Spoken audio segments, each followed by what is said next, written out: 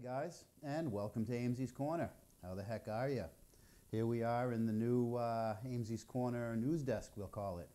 Just a little area in my apartment I figured I'd set aside to make videos, to have you guys ask me questions and answer whatever questions you might have. Just leave them in the comments, and next week's video we'll answer them. We'll also be doing 10 lists, and to start this off here in the news desk, I got a 10 list for you. And it's one that kind of I've thought about for some time, and that would be top 10 mechanics' pet peeves. It's things that a customer will do that drive us nuts.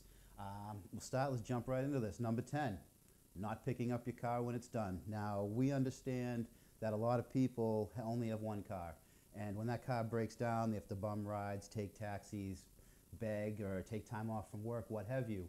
And we do what we can to get the cars done as quick as possible. And to do that and to do the work on a car and try to get it done fast for you, and then the car sits on the lot 4, 5, 7, 10 days, and you're like, why did I rush? I could have taken my time. If you're going to drop your car off, let them know that you don't need it back or you don't intend to pick it up right away. That way they can take their time and take a little more time even to get your repairs done right and effective. Number 9 would be hanging over your shoulder. When you got that one guy that always just wants to watch everything that's being done to his car. And I'm going to be honest, I'm guilty of this. I've brought the Sonnet somewhere and I sat there and I watched that guy, everything he did. But I think that's a little extenuating circumstance with that old car. But you know, when you bring your car in and you sit at the garage door and you just watch like a hawk and you look at every move that go. I mean, I understand maybe you're just curious and I get that, but a lot of times we don't like being put under a microscope. It's hard enough to fix the cars, but to do it under a microscope is just a little more stress than we like to take. Number 8, waiting for a long job. Say you've got a timing belt. 4 or 5 hours it takes, and the customer wants to wait for it because, you know, you're the only car, you know, but if you're going to wait 5 hours for a big job, things can go wrong, and things do go wrong, like when you're putting something together and say one of the serpentine belt tensioners brackets break, or the bolt breaks on a Subaru or something like that. Customer's been waiting in the waiting room. You've been waiting for 4 hours. You just want to get out of there. And now we got to come out and tell you that even though you've been waiting, we have to order a part that we're not going to see till tomorrow, and you waited for nothing. So we don't like it when you wait. You're going to wait for an oil change, excellent. You're going to wait for a service, okay. If you're going to wait for brakes, disc front brakes, yeah, we'll get you out while you wait. But if you got drum brakes, get a ride, go home, go to work, whatever you got to do. Number 7, not reachable. Now, how many of you have a cell phone and you don't know how to use the mailbox in it, or you don't answer the phone, or you give a number that you don't have anymore, or whatever? There's nothing worse than having a car with problems. Say you've got a car with 10 noises and the customer's complaining about one of those noises. Well, it's nice to be able to call you up and ask you what is exactly going on with your problem, with your investment, you know. But when we call up and this number is no longer in business, or the mailbox is full, we got to be able to reach you. I mean, we need to tell you that your car needs $1,000 worth of work before we can work on it. If we can't get a hold of you, don't be surprised the next day when you call to see if your car's done and nothing's happened. Number 6, wheel lock keys. Now, I don't like wheel locks themselves. Anybody can go buy a kit that can take wheel locks off almost as easy as if you were taking them off with the tool. But to have the technician root around in your car, going through your glove box, your center console, your pouches with a flashlight, you feel like a cop looking for contraband, looking for a wheel lock key, disheveling everything. I don't like to invade privacy, but that feels like I'm invading somebody's privacy looking for the wheel lock key. If you know you have wheel locks, retrieve the key, put it in your cup holder, put it on the passenger seat, give it to the person you hand the keys to. It's a key. Make it easy for us to find. Number 5, that person that just drives right into the shop, just drives their car right in the door, gets out of the car, goes into the office to talk to the people out front. Everyone in the shop, cars can't come in, cars can't go out, nothing can really happen if you park the car in the garage. Now, it's not a big problem in the wintertime up here in New England because we keep the doors closed as much as possible.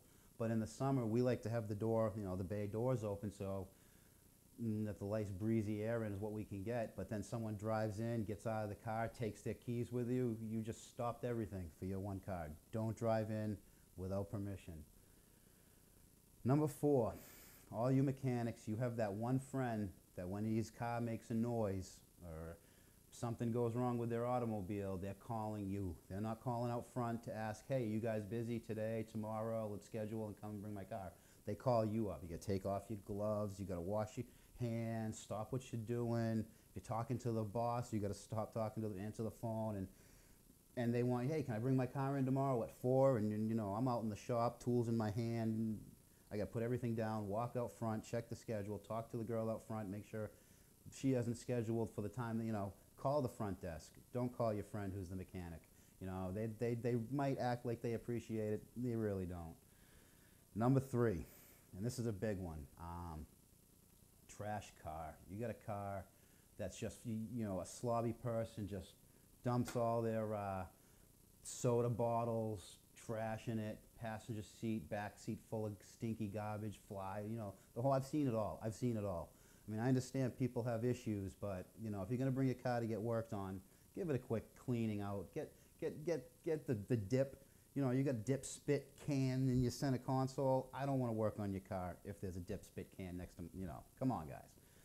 Number 2, you're bringing your car in to get worked on it, put gas in the tank. You don't have to fill it, at least a quarter of a tank. The technicians, we have to drive the car before we fix it. We have to drive the car after we fix it. We have to let it idle to let coolant systems bleed out, to check things.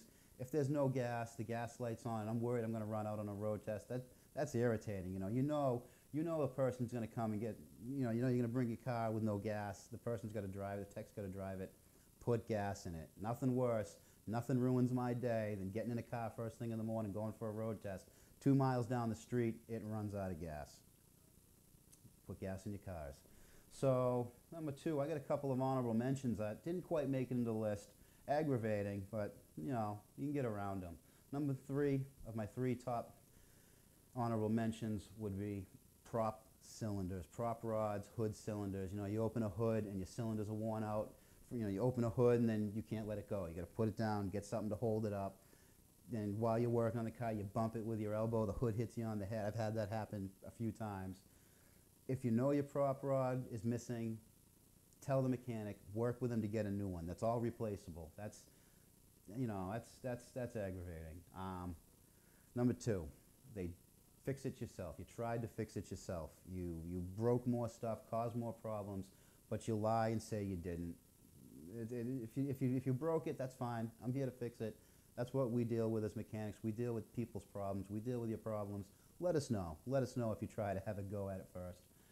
And the number 1 pet peeve that didn't quite make it on the list, the honorable mention, would be just not understanding how the schedule, a shop schedule works. It's just like a doctor's office. A doctor knows you're going to come in with a sore throat and a checkup or whatever you're doing. He knows this takes 15 minutes, this takes 20 minutes, this takes an hour. Same with cars. We have a general idea how long something's going to take, and that's how we schedule to get things done for the day.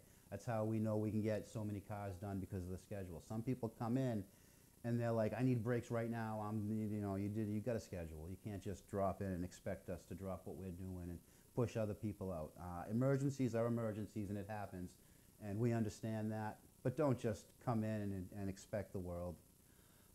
Number 1, the number 1 top pet peeve that I've had, and I've had this happen to me, is illegal contraband left in the car for me to work on it. Now, when a technician drives a car, we're kind of pushing the limits a little within the law. You know, we're swerving, trying to make this load the suspension, trying to make noises happen. We might be accelerating and braking and accelerating and braking, trying to hear a clunk or a noise or a whistle or a whine. And it's not unheard of to get pulled over on a road test. You're driving erratic, and when you get pulled over on a road test, there's some instant red flags that are going to go up with the police officer. First thing he's going to ask is license and registration, and you don't know where that is in the car, and you don't want to root around everything looking for this. You can tell him, right, this isn't my car. Boom, first red flag.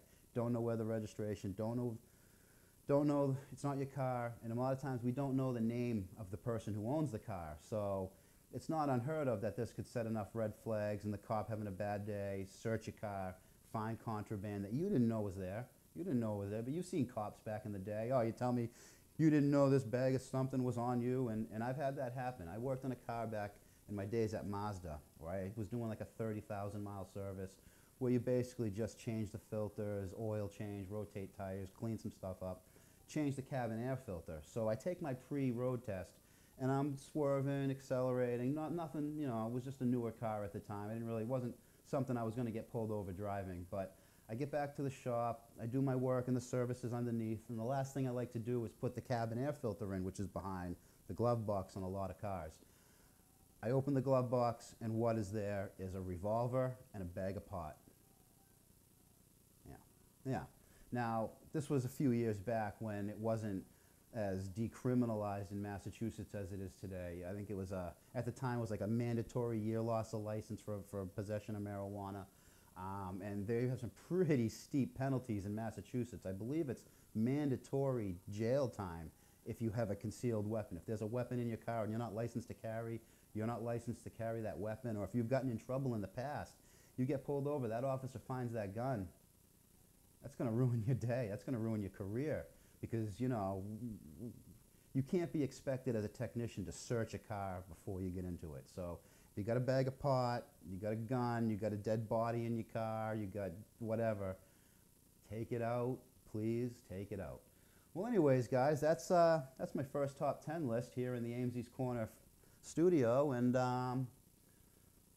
why don't you guys ask me some questions down in the comments, and the next episode of this will be me answering 10. I think 10, that 10 list went pretty good. I think maybe 10 questions a week. So 10 questions down below. I'll pick the 10 best, the 10 most pertinent questions, and we'll see you then. So until next time, guys, keep it out of the cabbage.